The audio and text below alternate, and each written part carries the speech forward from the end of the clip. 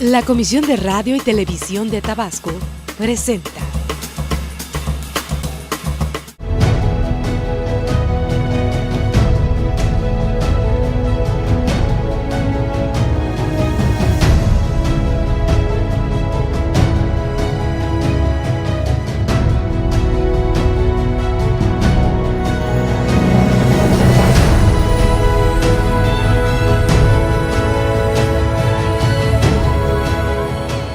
¿Qué tal? Muy buenas noches. Qué gusto de estar de nueva cuenta en comunicación con todos ustedes a través de la señal de televisión tabasqueña y de la Comisión de Radio y Televisión de Tabasco. Seguimos presentándole historias de tabasqueños destacados. En esta ocasión me da mucho gusto darle la bienvenida y poder platicar con él, con Iván Heredia de la Cruz. Doctor, qué gusto saludarle, agradeciendo que haya usted aceptado esta plática para todo el auditorio de televisión tabasqueña. Igualmente es un placer estar con ustedes. ¿Por qué hemos invitado al doctor Iván Heredia de la Cruz para platicar con nosotros y para que ustedes los conozcan? Lo que voy a decir a continuación es un breve resumen de su actividad curricular. El doctor Iván Heredia de la Cruz precisamente tiene un doctorado en ciencias en especialidad en física por el CINVESTAP, Distrito Federal, en el año 2012. Obtiene también su maestría en ciencias en especialidad en física, también en el CINVESTAP en el 2007, y cursó la licenciatura en física y matemática en el Instituto Politécnico Nacional. Actualmente, el doctor Iván Heredia de la Cruz es catedrático CONACYT en el Departamento de Física del CINVESTAP, es profesor investigador titular A de tiempo completo, es coordinador de la investigación científica, es en la Universidad Michoacana de San Nicolás de Hidalgo, en Morelia, Michoacán, investigador postdoctoral, científico invitado en el experimento de Fermilab en Estados Unidos, ha tenido estancias de trabajo en Ginebra, Suiza, y también en Japón. Dentro de las distinciones que ha recibido el doctor Iván Heredia de la Cruz destacan el ser investigador nacional con nivel 1, por obtener un desempeño altamente satisfactorio en evaluaciones de cátedras CONACYT, por su perfil deseable para profesores de tiempo completo de PRODEP 2014-2017, como investigador michoacano en el CECTI de 2014 a 2018, miembro de la Academia Michoacana de Ciencias y un reconocimiento al mérito en el área de ciencia y tecnología entregado por el Ayuntamiento del Centro en el 2012. Es miembro de colaboración en centros de investigación científica de Japón, de Estados Unidos, entre otros. Y también es miembro de la Red de Física de Altas Energías de CONACYT a partir del año 2009. Es responsable actualmente de un proyecto de investigación y colaborador en otro proyecto de investigación básica en CONACYT-CEP. Colabora en otros 2 proyectos de investigación en fronteras de la ciencia del CONACYT y ha completado diversos proyectos de investigación desde el 2014 a la fecha. Desde el 2012 ha desarrollado 7 cursos a nivel posgrado y 6 de licenciatura sobre distintos tópicos de física y matemática. Es director de una tesis de licenciatura, de 3 de maestría, de las cuales 2 están en proceso y 2 en doctorado.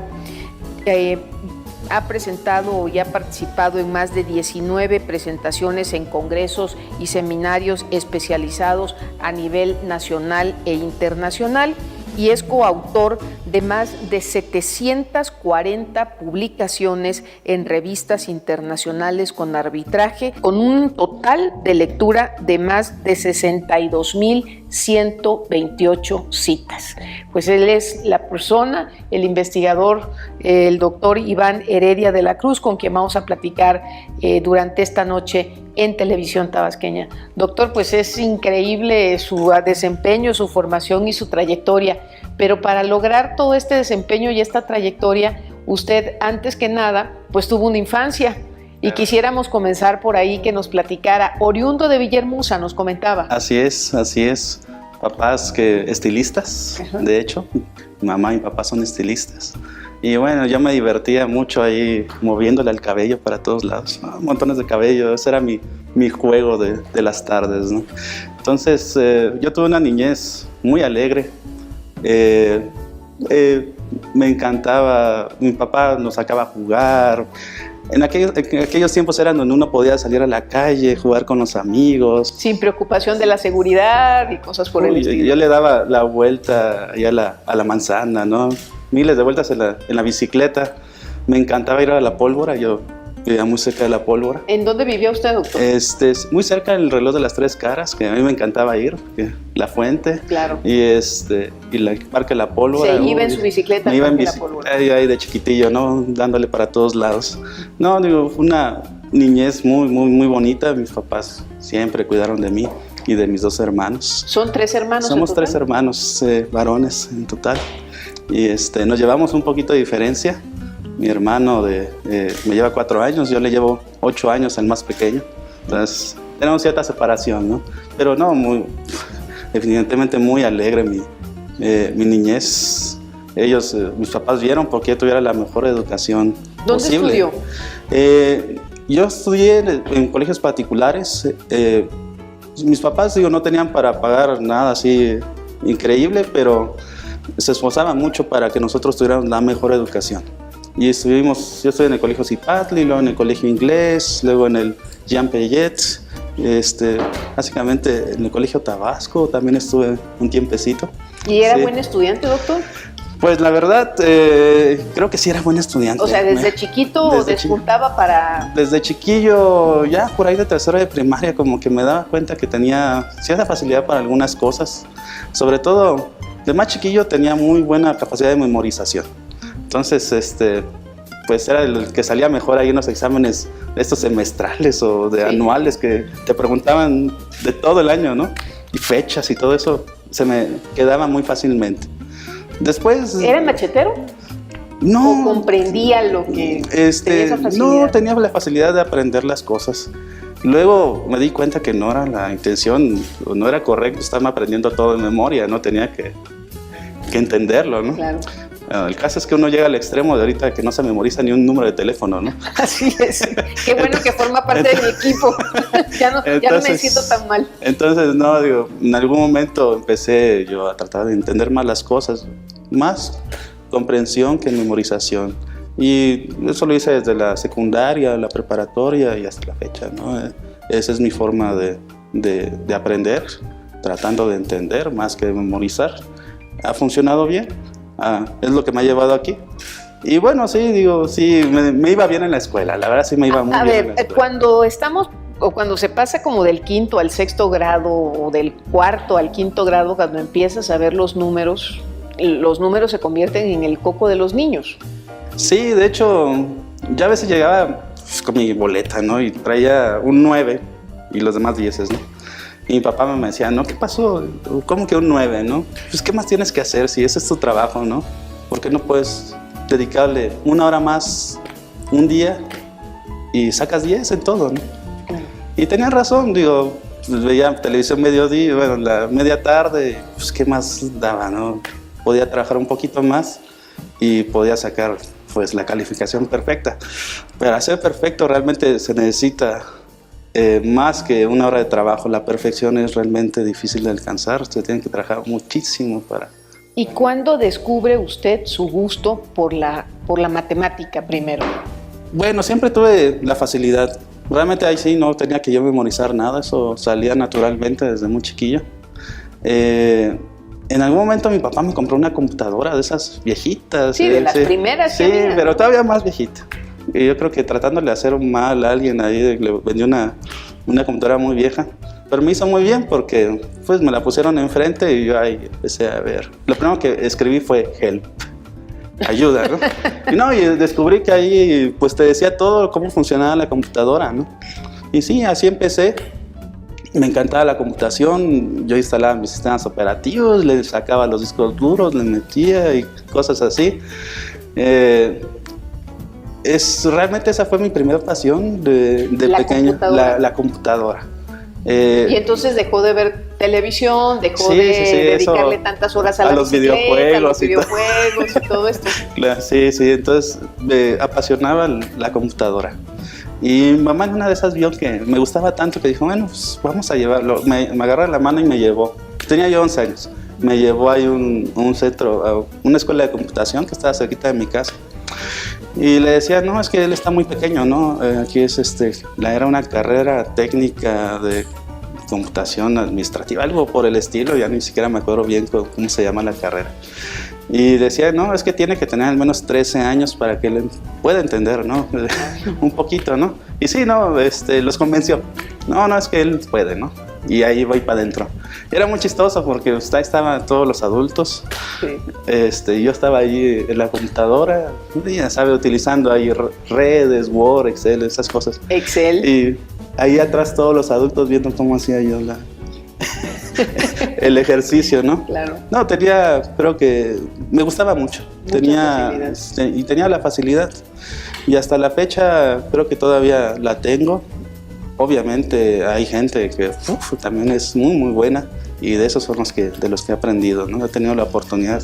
En todo este historial que usted mencionó, he tenido la oportunidad de trabajar con gente muy talentosa y realmente se puede aprender mucho de ellos. ¿Y qué dijeron sus amiguitos del barrio, de la cuadra, cuando se fue alejando probablemente un poco de ellos en el sentido por su gusto, por la computadora, por estar dedicado a esto? Bueno, no dejaba yo de salir a jugar con mis amigos, ¿no? Pero sí le dedicaba, yo creo, bastantito tiempo, ¿no? A la computadora a descubrir cosas, ¿no? ¿Y cuál fue su descubrimiento más importante en ese momento, en esa edad, con la computadora? ¿Algún lenguaje en especial?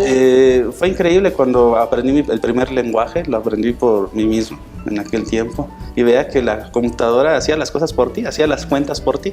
Claro. Sí, un procedimiento ahí iterativo, ya no lo tenía que hacer yo, esa cosa la podía hacer. Entonces, pues yo estaba hambriento, sediento de conocimiento. Muy bien, pues vamos a hacer una pausa comercial, regresamos y estamos platicando con el doctor Iván Heredia de la Cruz.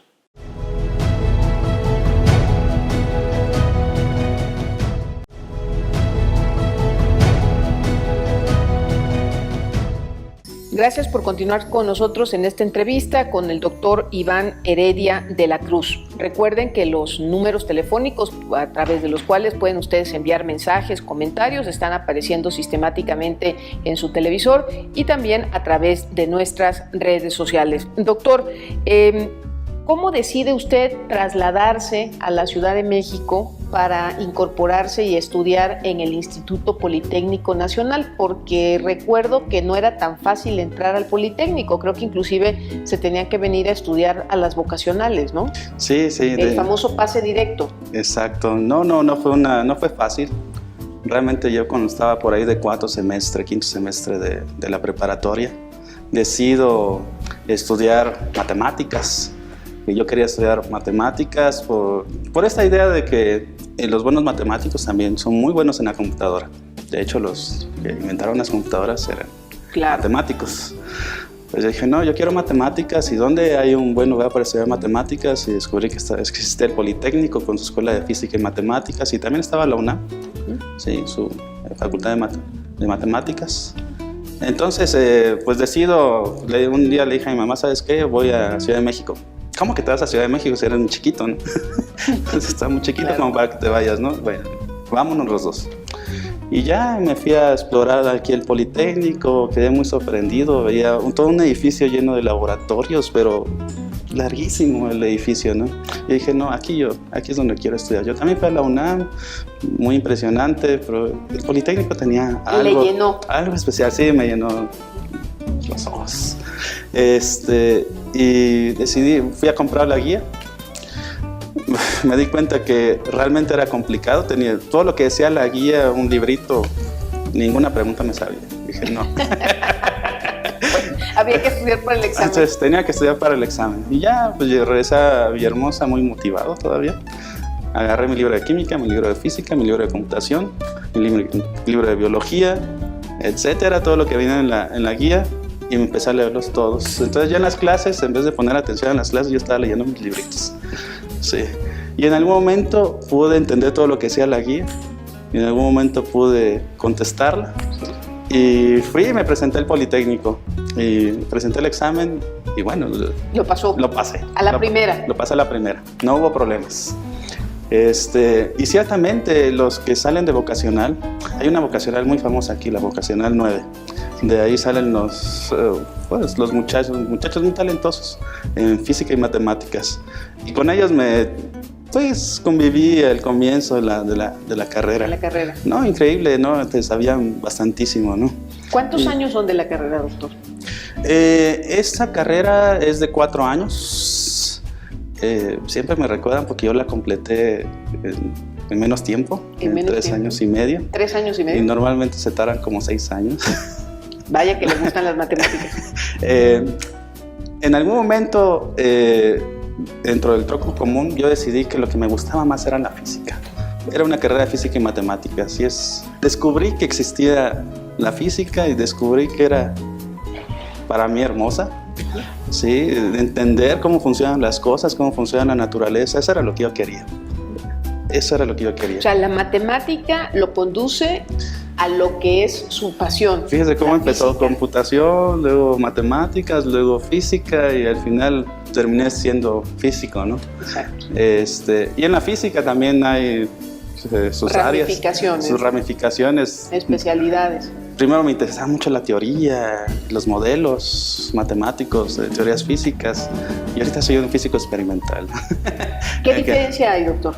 Bueno, en la física teórica uno hace sobre todo cálculos y modelos, propuestas para explicar ciertas cosas que uno observa, fenómenos que uno observa, mientras que el experimental va y mide cómo funcionan las cosas, o sea, saca los datos, hace la estadística, hace todo su análisis y lo interpreta en base a lo que el teórico dijo que debía hacer.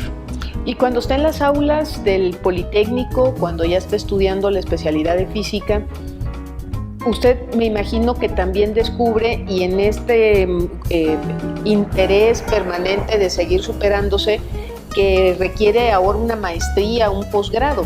Sí, de hecho, en el último semestre yo decidí que ya terminé un poquito antes, cuál era mi siguiente paso.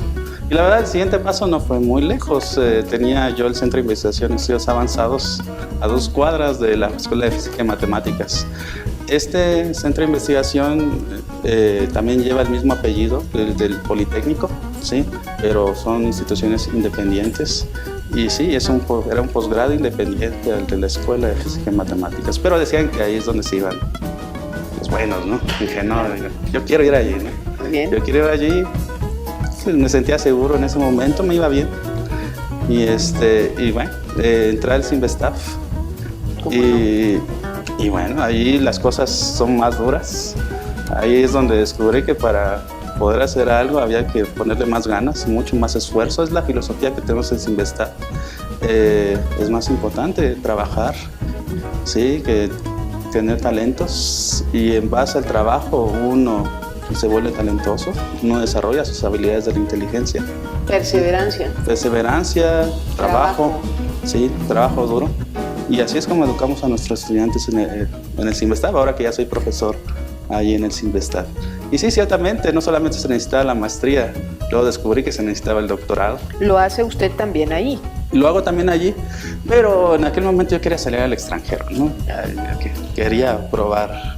Que me parece que es algo de las cuestiones muy positivas que tiene el Instituto Politécnico Nacional y el Cinvestav, que es decir, que tienen la posibilidad sus alumnos de poder salir al extranjero, ¿no? Sí, pues en aquel tiempo teníamos mi asesor de tesis tenía contactos con gente de Estados Unidos, de un laboratorio muy famoso que se llama Fermilab. Fermilab.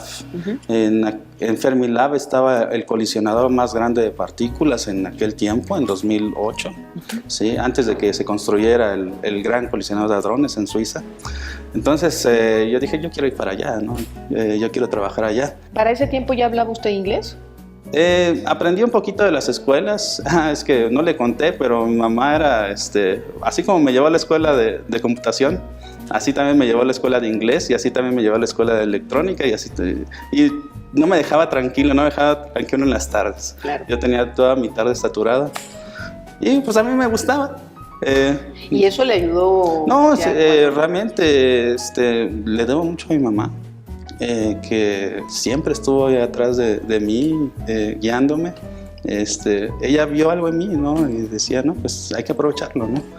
Hay que sacar lo mejor de él, ¿no? Y sí, aprendí mucho. ¿Cuánto tiempo sabía estuvo? Un poquito de inglés cuando me fui a Estados Unidos. A Estados Unidos, en el 2008.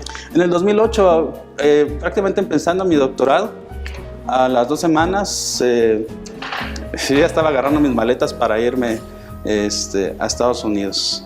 Y allá pasé 4 años. ¿En ese tiempo todavía soltero o ya estaba casado? No, ya estaba casado. Ya estaba casado. Entonces, con mi esposa... ¿Ya había nacido? No, todavía no nacía la nena. Todavía no nacía la nena. No, todavía.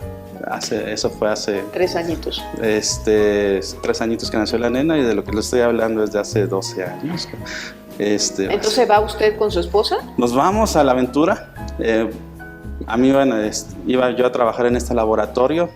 Yo era un físico teórico y esta era una cuestión experimental, entonces era un nuevo reto para mí. Yo quería hacer cosas reales, ¿no? ¿Cómo qué hizo allá? De todo. Allá está este colisionador. Hay grandes detectores que analizan estas colisiones, le toman fotos a estas colisiones, todas las partículas que salen allí. Y que lo que ustedes estudian son los micro, ¿no? Nosotros estudiamos todo lo que sale de esas colisiones, sí, todo es a nivel muy detallado, muy microscópico. Son partículas muy pequeñas, son elementales básicamente, por eso le llamamos partículas elementales. No somos capaces de observarla, pero sí podemos ver su rastro. Entonces yo me dediqué a hacer el análisis de estas partículas. Era representante de las simulaciones de cómputo. Ahí salió, sabía cómputo y podía hacerlo. También sabía física teórica, así que también podía hacerlo, no me costaba trabajo. Simulaciones también del detector. Yo era experto en un subsistema del detector que guardaba las colisiones en disco duro. Básicamente me involucré en todo lo que pude y era 8 horas trabajando para mi investigación doctoral y otras 8 horas para trabajar en el detector. Y pues yo lo hacía con mucho gusto porque estaba aprendiendo muy rápido allí. Doctor, ¿y este tipo de trabajos y de investigaciones en las que participó usted allá en Fermilab, ¿de qué le sirven a la sociedad? ¿Cuál es la utilidad de estas investigaciones, digamos, en la cotidianidad? Sí, no, mire, le voy a dar un ejemplo. Se cerró este laboratorio porque, bueno, yo lo que tenía que dar y se abrió el CERN. Eso solamente es para introducirle este gran colisionador de hadrones que está allá en Suiza. Este laboratorio tiene mucha historia. En ese laboratorio se diseñó la WWW. O si quiere poner palabras fáciles, el Internet. El Internet. Las primeras versiones de lo que es el Internet, como conocemos el Internet ¿En Fermilab? ahora. En CERN, allá en Suiza. En Suiza, en sí, CERN. Pero ese es el tipo de cosas que hacemos, que desarrollamos en estas investigaciones que hacemos aquí. También en Fermilab han habido descubrimientos que han llevado a impactos sociales, pero esto es uno muy claro, ¿no? Bueno, pues esto es increíble, ¿no? Y ahí estuve. En computación también se desarrolló un sistema que se llama GRID para poder compartir los recursos computacionales en todo el mundo. Los principios del cloud, lo que es ahora la nube, pues. ¿Sí? En medicina, por ejemplo, estudiando estas partículas elementales, nos damos cuenta que hay mejores formas de destruir tumores cancerígenos, ¿sí? Que no dañan la superficie, ¿no? La piel, Entonces entra directamente la partícula, no daña la piel y deja toda su energía en el tumor. Entonces esto es lo que se llama hadronterapia, ¿sí?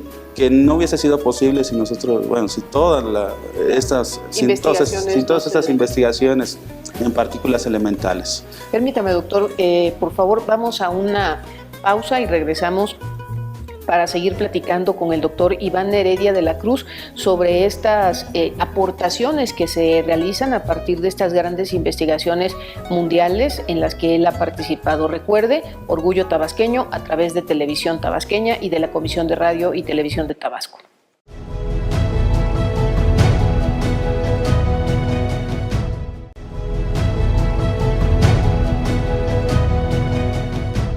Gracias por continuar con nosotros en su programa Orgullo Tabasqueño. Esta noche platicamos con el doctor Iván Heredia de la Cruz, quien es científico, doctor en ciencias con especialidad en física y que, bueno, nos estaba platicando hace algunos momentos sobre todas estas investigaciones y cómo se pueden aplicar en la vida cotidiana y en la problemática de cualquier sociedad.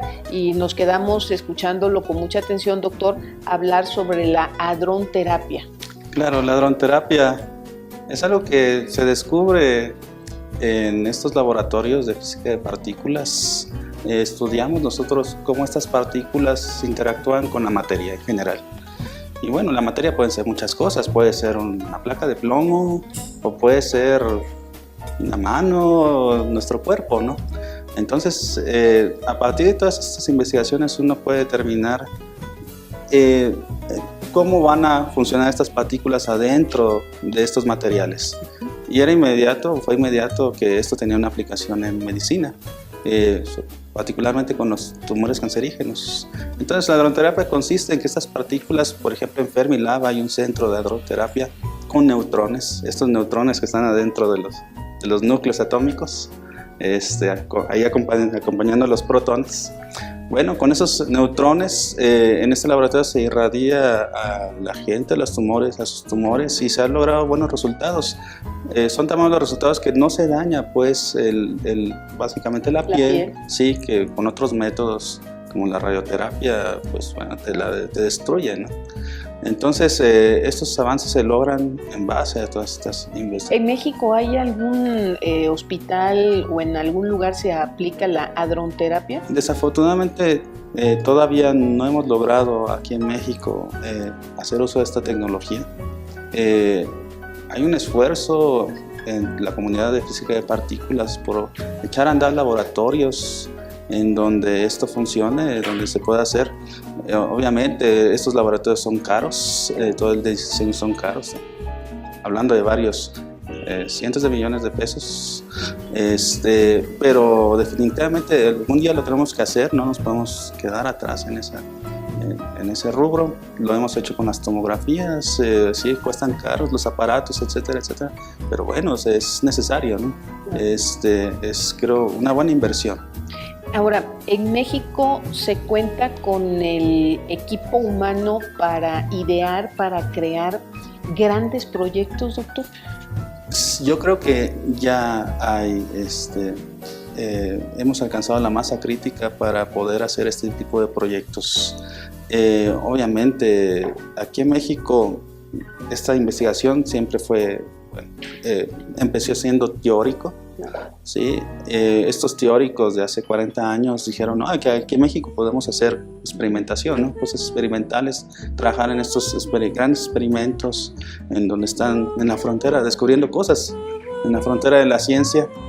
Y bueno, llevan 40 años tratando de insertarse en esta frontera de la ciencia, en estos grandes experimentos. Yo ya soy una generación, tal vez la tercera o cuarta generación de físicos de partículas experimentales en México. Estamos formando una nueva generación de gente que sepa sobre aceleradores de partículas, ¿sí?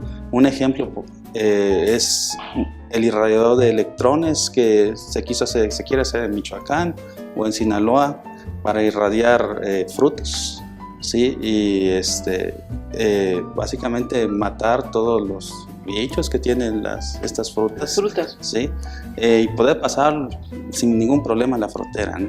Y que se cubran los requisitos de sanidad que les pide sobre todo Estados Unidos, en ¿no? general, que son muy duros. Sí. Pero con este procedimiento fácilmente podríamos hacerlo. Se sanitiza, ¿no? Se sanitiza todas las exacto. frutas. Entonces es un procedimiento que consiste en un acelerador de partículas que creo que podemos hacer aquí en México.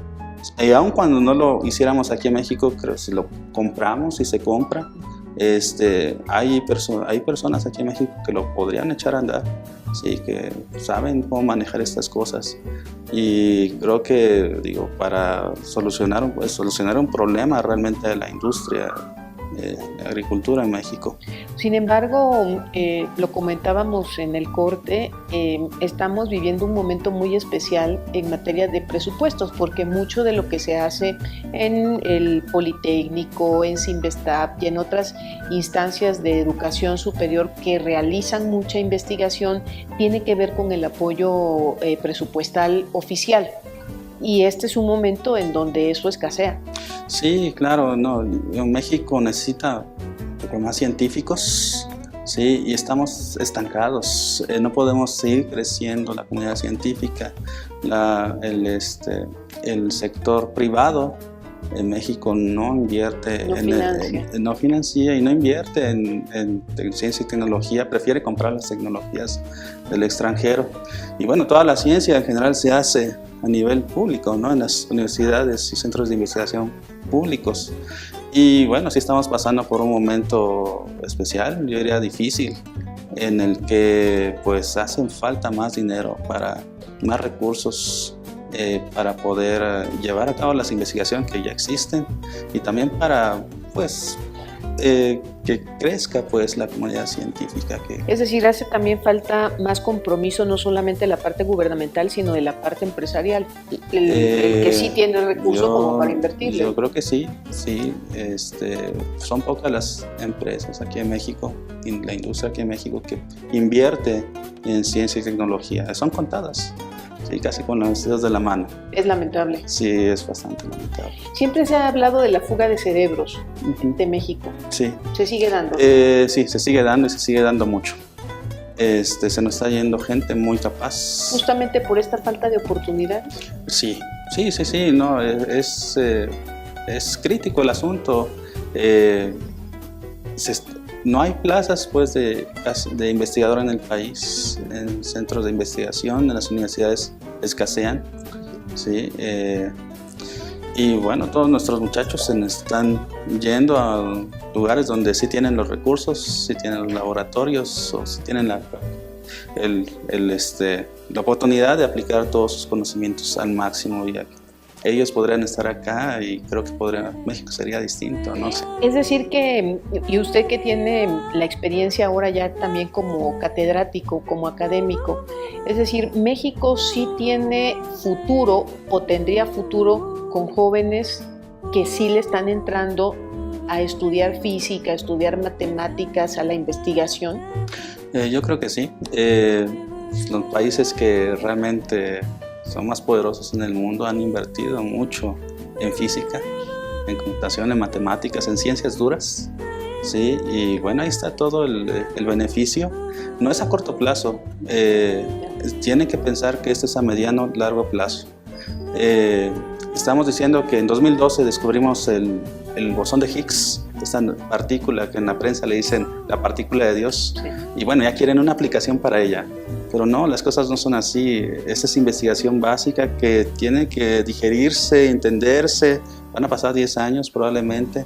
A los 10 años probablemente empiecen a buscarle alguna aplicación y en 20 probablemente veamos los frutos de todas esas investigaciones, que podrá ser increíble. Y ya socializado a quienes en ese momento estén viviendo, ¿no? Claro, pero uno tiene que apostarle a esos proyectos de largo plazo. Claro. Sí, uno es como cuando hace sus inversiones, ¿no? Claro. Bueno, uno quiere tener las ganancias en un mes, en un año, pero las mejores ganancias son cuando las haces a largo plazo, ¿no? Y las haces bien pensadas. Y creo que vale la pena invertir en ciencia. Claro, los jóvenes, y le comentaba esto de los jóvenes, porque bueno, se dice que ahora todo es del momento, es decir, todo es líquido, todo pasa, los jóvenes no tienen el interés de quedarse con algo, sino simplemente de vivir el momento. Y especialidades, estudios como la ciencia, la matemática, la física, pareciera que no estarían en su universo mental de prepararse y de participar en ello, pero usted nos comenta que sí hay jóvenes. ¿La matrícula se mantiene, por ejemplo? Pues yo le puedo decir al Cinvestav, recibimos por año alrededor de 100 muchachos que quieren hacer su maestría en física. Este es un privilegio para nosotros tener a muchachos de toda la República queriendo estudiar con nosotros. Hacemos un filtro muy fuerte, nos quedamos con los mejores, nos quedamos con 30 estudiantes, alrededor de 30 estudiantes, y bueno, resultan ser muy buenos, ¿no? Y logran muchas cosas. Pero sí, hay mucho interés. Yo cuando entré a la escuela de física éramos 120, y bueno, al final nos graduamos 2, pero... Bueno, se graduaron. Esa es otra cosa, ¿no? Esa es otra historia. Entonces... ¿Solamente 2 de 120? ¿Qué números? Digo, ciertamente hay que hacer un esfuerzo para hacer esto. Creo que es muy satisfactorio cuando uno lo logra. Aquí es uno su propio jefe. Es una de las ventajas que tenemos cuando somos científicos. Uno puede hacer normalmente lo que uno quiere, lo que uno piensa, donde uno siente que ahí está lo nuevo. Sí, entonces, pero para tener esos privilegios, pues hay que prepararse mucho, hay que trabajar mucho. Claro. Entonces, sobre los jóvenes, CONACYT, que es el Consejo Nacional de Ciencias y Tecnologías, se dio cuenta que muchos se estaban yendo, ¿no? Doctor, tenemos que hacer una pausa y regresamos. Claro. Permítame, y hablamos de los jóvenes y de CONACYT, porque también hay que decirle a los jóvenes tabasqueños que estén interesados en seguirse preparando, que sí hay opciones para hacerlo. Regresamos, están viendo Orgullo Tabasqueño a través de Televisión Tabasqueña y de Coral. Regresamos.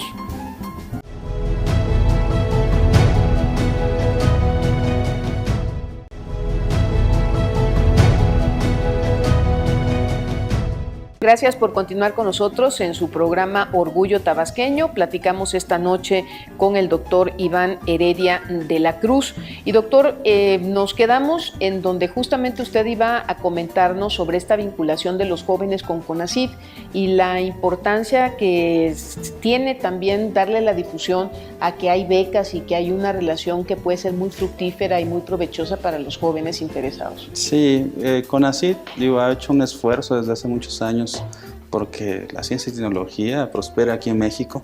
Da becas de maestría, de doctorado, buenas becas con las que los jóvenes pueden mantenerse y dedicarse 100% a sus estudios de tiempo completo.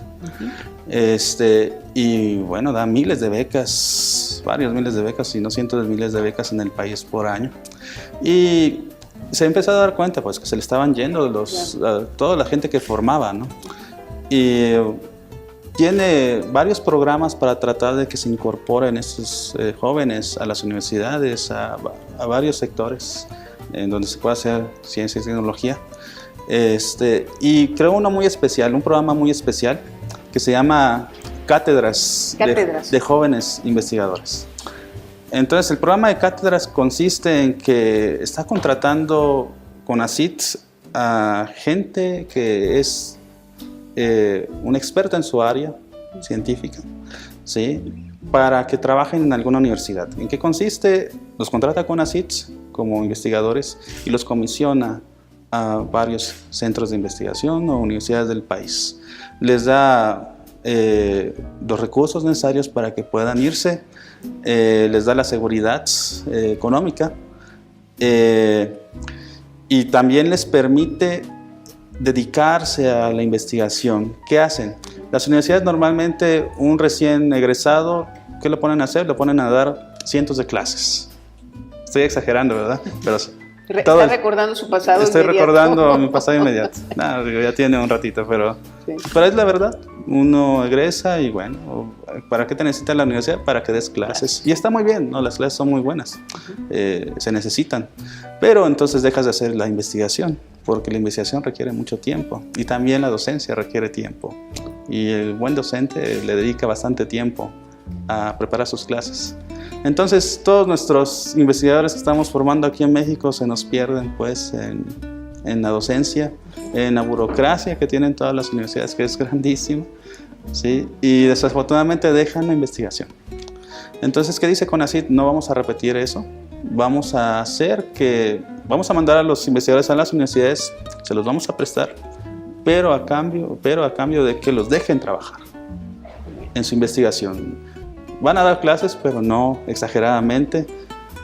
No tienen por qué hacer cargos administrativos, no tienen por qué tomarlos. No son para eso, ¿sí? Son para hacer investigación, formar nuevos investigadores, educar a los estudiantes, no para tomar puestos burocráticos, ¿no? Claro. Que normalmente es lo que pasa también, ¿no? Sí. Tristemente, pero sí ocurre. Sí. Entonces, es un programa muy bueno del CONACYT. Lleva contratados, empezó con 500 investigadores, imagínense, que logró darles un trabajo, y ahorita ya van por los alrededor de 1,200 investigadores Qué interesante. Que bueno, son investigadores de bastante calidad. Es decir, que tenemos en puerta por lo menos 1,200 investigaciones que se están haciendo. Y 1,200 investigadores que se hubiesen ido, Así es. A otros lados. Claro. Si CONACYT no hubiese echado a andar un programa por el estilo, ¿no? Claro. Ahora, doctor, hablando de lo que usted decía, la práctica, la teoría, es decir, la academia, la investigación, pero también una parte fundamental y en la que usted además tiene una capacidad y una presencia impresionante es en la publicación de investigaciones o publicación de artículos, más bien, o de citas. Y de los datos que me comparte, más de 740 publicaciones en revistas internacionales con arbitraje, con un total de más de 62,128 citas. Este es un reflejo de las investigaciones que hacemos. Es el grupo de trabajo que nosotros tenemos allá en Cinvestav, trabajando en estas grandes colaboraciones de física de partículas. Son aceleradores kilométricos, van anillos el que estaba en Estados Unidos era de 7 kilómetros, pero el de Suiza es de 36, 37 kilómetros. Se tienen que construir grandes detectores y para eso se necesita mucha gente. La cantidad de datos que se guarda allí, tal vez no conozca estas cantidades de información, pero son, algunos de la gente del auditorio lo sabrá, 15 petabytes de información por año se graba en estos experimentos. Eso equivale, bueno, a veces ponen analogías de torres, de CDs, sí, claro, que llegan al cielo, ¿sí? Tanta información. Entonces, toda esa información no la puede hacer uno solo, se tiene que hacer entre varios colaboradores. Y además los tienen que estar compartiendo toda esa información, sí, ¿no? Por esto esta gran cantidad de publicaciones. El descubrimiento del Higgs, digamos, se hizo aquí en esta colaboración CMS, una colaboración de 3,000 gentes en ese momento, ¿sí? Concentrados algunos en el detector tal, en el detector aquel, alguien haciendo el análisis de datos, alguien manteniendo el detector, las operaciones del detector, que son un montón de sistemas. Entonces se necesitaba esa cantidad de gente para poder hacer este descubrimiento. Entonces es un reflejo de las colaboraciones en las que trabajamos. Somos varios, publicamos bastante, ¿sí? Entre todos. Cada uno tiene un rol importante para cada una de esas publicaciones. Y bueno, pues yo he estado en la colaboración en Estados Unidos, en Fermilab, de cero, publicamos mucho allí. ¿En qué idiomas publica, doctor? ¿Además de inglés? Sí, inglés es el lenguaje universal. ¿Francés? En francés lo tuve que aprender un poquito porque... Sobre todo por la cercanía de Suiza, ¿no? Porque en Suiza, bueno, el colisionador está en Ginebra, claro. En Ginebra está en la frontera con Francia. Y bueno, de hecho el colisionador pasa la frontera, está justamente en la frontera. Entonces no queda de otra, hay que hablar, claro, hay que pedir de comer en francés. ¿Entonces también habla francés? Un poquito, digo, para sobrevivir. También tendrá que hablar japonés porque ahora también está Ahora tengo que aprender japonés, ¿no? Tuve la primera experiencia hace poco, estamos iniciando, ya tenemos 2 años con este proyecto en Japón. Es otro punto de vista de cómo se puede hacer investigaciones en física de partículas. Y bueno, el colisionador está en Japón. Sí tenemos que aprender un poquito de japonés, pues porque hay que ir pues seguido. ¿La ciencia es universal los intereses son universales, se crean grupos multinación, ¿no? Sí, yo le puedo decir, por ejemplo, ahorita estamos trabajando en un artículo y estoy trabajando con gente de Rusia, sí, en otro estoy trabajando con italianos, sí, y he trabajado con franceses y con ingleses. No hay mucha distinción pues entre nacionalidades aquí. Por eso hemos creado toda esta tecnología para poder comunicarnos fácilmente. ¿Y cómo lo hacen? O sea, porque además los usos horarios son distintos. Sí, es la parte dura de hacer este tipo de investigación. Mientras que acá son las 3 de la mañana, por allá en Japón es de tardecita y por cualquier otra hora laborable. En Europa puede ser en la mañana, al mediodía. Sí, es complicado. Sí, normalmente mis reuniones para estar de Suiza, en el laboratorio, son a las 6 de la mañana y bueno, ni modo, esa es la hora que hay que estar despierto trabajando y a veces que es muy tarde y también. Entonces, sí, el lenguaje es el inglés, es el universal. El horario no podemos hacer nada al respecto, tenemos que adaptarnos. Y bueno, esa es la dificultad de trabajar en este tipo de colaboraciones internacionales. Doctor, ¿y a qué horas hace usted vida familiar? Después de todo lo que nos ha contado, porque ahora, como decíamos hace un momento, pues ya tiene usted una nena, ¿no? De 3 añitos claro. Actualmente. No, claro, no, yo trato de dedicarle tiempo a mi familia, es una de las cosas que procuro.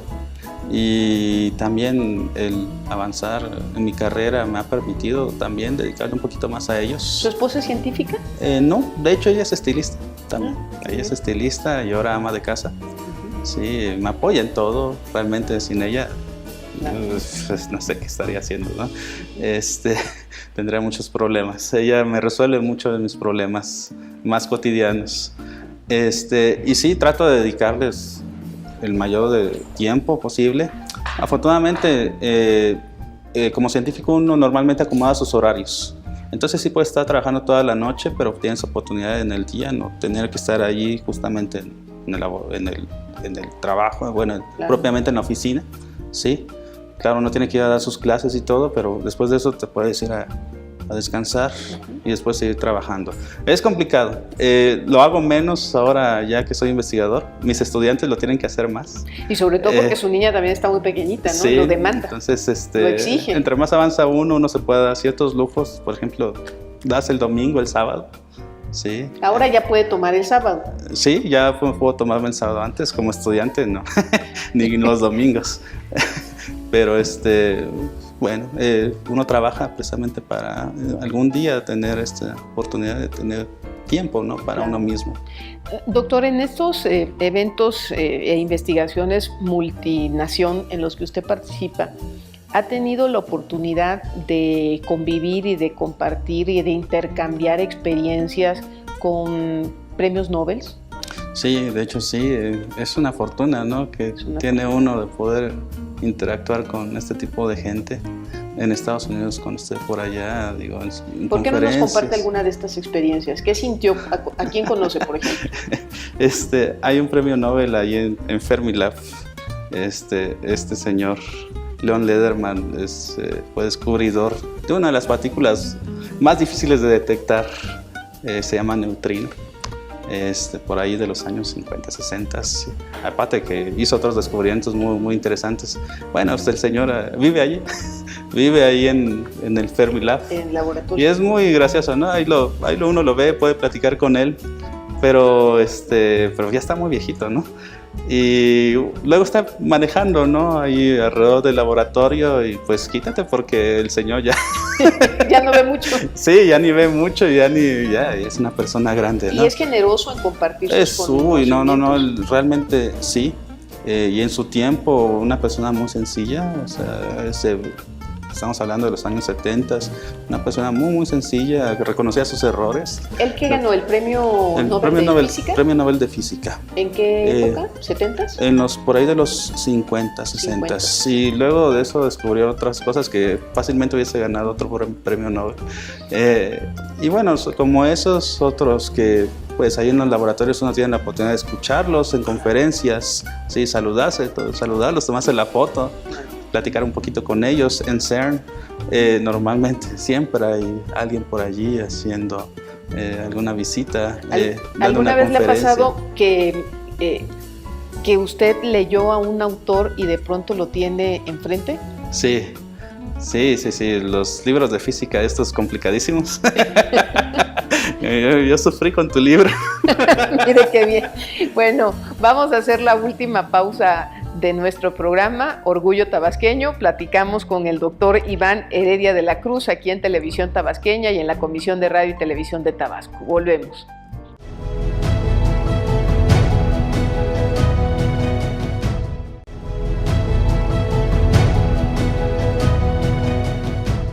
Gracias por continuar con nosotros en Televisión Tabasqueña, en el programa Orgullo Tabasqueño, platicando con el doctor Iván Heredia de la Cruz. Doctor, ¿cuál es el científico o los científicos que admira? Bueno, pues ya digo, desafortunadamente ya están muertos, ya fallecieron los científicos que más admiro. Uno de ellos, creo que para muchos, Richard Feynman, es un científico americano y que bueno, tenía la habilidad de transmitir el conocimiento tan fácilmente. Y aparte que hizo descubrimientos enormes, que es un premio Nobel también de física, en la parte teórica de física de partículas. Y bueno, o sea, yo quisiera tener esa capacidad que tiene él, lo tuvo él, para transmitir de esa forma, ¿no? O sea, sus libros son con los que nos formamos, ¿no? Hay libros clásicos y están los libros de Richard Feynman, ¿no? Él es uno de ellos. En computación, digo, también hay varios. Aquel que creó la máquina, la primera computadora, sí, que la utilizó para una de las guerras mundiales para descifrar los códigos, claro, de los alemanes. Sí, que por cierto hay una película de su vida, ¿no? Sí, se me fue el nombre, no sé si... Sí, ahorita no recuerdo el nombre. La acabo de ver. Turing, Turing. Y bueno, digo, a mí que me gusta mucho la computación, hay varios por allí, algunos de los que diseñaron los lenguajes de programación, matemáticos también hay varios que son admirables, sí, también ya de hace varios años, pero también en México hay personas admirables. Claro. Sí, tenemos nuestros grandes científicos que han dejado su legado, sí, Muchinsky, Plebansky, sí, gente que empezó con física teórica y formando después grupos, comenzando que sí, formaban los grupos experimentales. Admirable el trabajo en esas épocas cuando no había muchos recursos. Ahora tenemos más recursos, más gente. Y más apoyos tecnológicos. Sí, gracias a ellos tenemos los apoyos que tenemos en este momento. No sean muchos, claro, pero gracias a ellos los tenemos. Y bueno, hay físicos más contemporáneos, sí, que también son los que comenzaron con estas grandes colaboraciones en Estados Unidos, en Suiza. Sí, mi asesor, tengo que mencionar, Heriberto Castilla es uno de ellos. ¿Él es mexicano? Él es mexicano, sí, con él es el líder de la colaboración. Bueno, es el líder mexicano en la colaboración en Estados Unidos, en la que estuvimos en D0, y también es el líder mexicano en la colaboración que tenemos en CMS, en CERN. Entonces, él es, desde que supe eso, dije, no, yo tengo que trabajar con esta persona, ¿no? Y un gran líder y bueno, también un gran profesor. ¿Cómo le gustaría ser recordado? ¿Con qué investigación le gustaría ser recordado? Esto lo hizo Iván Heredia. Bueno, si la logra decir, ya con esto puedo jubilarme. No, la carrera de científico es de largo plazo. Creo que no conozco ningún científico que se haya jubilado todavía. Normalmente no se jubilan. Mueren en los laboratorios. Mueren en los laboratorios porque es apasionante, simplemente es apasionante, ¿no? Yo me veo así, trabajando toda mi vida en algo que me gusta. De hecho, es que no lo ves como un trabajo, ¿no? Cuando te gusta algo tanto, dices, lo estás haciendo, estás satisfaciendo tu curiosidad. Claro. Estás trabajando con gente muy talentosa con la que te sientes bien. Sí, entonces es el ambiente en el que te gusta estar. Y bueno, ¿cómo me gusta? ¿Qué me gusta? Me gustaría descubrir, sí, me gustaría descubrir muchas cosas. ¿Cómo cuál? Sí. Yo en específico trabajo con estas partículas exóticas, ¿no? Hasta la fecha he trabajado en confirmarlas, ya alguien más las ha descubierto y pues alguien tiene que venir y decir, bueno, sí, lo que hizo estuvo bien o estuvo mal, ¿no? Pero también yo quisiera descubrir las propias, ¿no? Claro. Y creo que no estamos muy lejos de eso. Estamos en la ruta. Estamos en la ruta, en el momento correcto, en el lugar correcto, trabajando en los experimentos en donde esto es posible. Sí, soy muy afortunado de estar allí y bueno, no pierdo el tiempo. Estamos, de hecho, en búsqueda de eso. Sí, me gustaría hacer algunos descubrimientos, obviamente, ¿no? ¿Quién no? Cualquier científico no le gustaría eso. ¿Quién no le gustaría? Doctor, ¿qué hace falta para quitarle el tabú a la ciencia de que es aburrida y de que además no deje para vivir? Bueno, no tengo la respuesta realmente. Yo de muy chiquillo, una cosa que no le conté es que a mí mi papá me presentó como eso de los 6 años un libro de experimentos de física. Yo no sabía ni qué era la física, ¿verdad? Claro. Pero pues contenía experimentos recreativos en donde yo aprendí pues cosas increíbles, ¿no? Muy básicas, pero dices, no, esto es nuevo, ¿no? Totalmente nuevo. Y que te hacen formarte desde, bueno, eso me hizo formarme de muy chiquillo con una mentalidad científica, siguiendo el método científico. Entonces, creo que la ciencia es divertida, puede ser muy divertida. Creo que nos ha hecho falta transmitirla de esta forma. Tenemos esfuerzos para que los niños vean pues que es una cosa pues interesante, que es divertida. Atractiva, sí. De hecho lo es, para mí lo fue. Y bueno, le estoy diciendo que lo hago con tanto gusto que para mí no es un trabajo. Sí. Independientemente de las publicaciones en las que participa, ¿cuántos libros lee al año? Ya, leo muchos de física, de hecho. Sí. ¿Pero con qué tipo de...? Todo el tiempo estoy leyendo libros de física, pero... ¿De otros géneros también? Pero de otros géneros también, porque no puede ser todo acerca de lo mismo. ¿Le gusta ir a conciertos? ¿Le gusta ir al cine? Me gusta mucho, sí, me gusta muy mucho al cine. Sí, no tanto conciertos, nunca he sido mucho de conciertos, pero sí al cine. Sí me gusta mucho leer. Últimamente mi pasión han sido las inversiones.